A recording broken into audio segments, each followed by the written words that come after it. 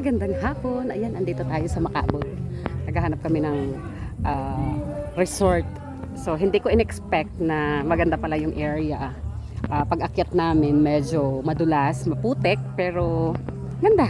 Sulit yung pag-akyat mo. Pag-akyat mo, ito yung agad yung makita mo dito sa taas.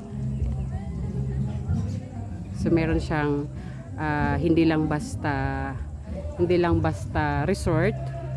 Ano siya, yung tubig dito is bukal, kaya masarap dito masarap dito magpalipas ng oras kapag kayo ay stress.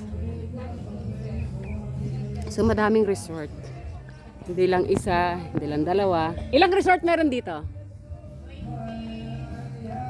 20 what? 20 something. So, andito kami sa Macabod area. Macabod na ba to?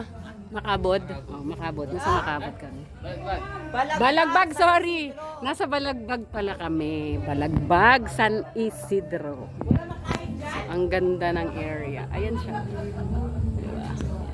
So, ang ganda. Pag akyat mo, medyo maputik nga lang. Pero, ang ganda. Pagdating mo rito, ang madadatnan mo is maganda. Kasi yung tubig dito, hindi siya chlorine. Bukal, galing nga siya sa bukal. So maganda. Ito yung resort sa Balagbag. And then, meron pa siyang resort sa kabila. So hindi lang isa. Sabi nila, ang resort daw nito is parang more than 15 or nasa mga 20 something. Yun. So ito yung isang resort sa Twin Bee Pool and Campsite. Pero dito kami sa ayan.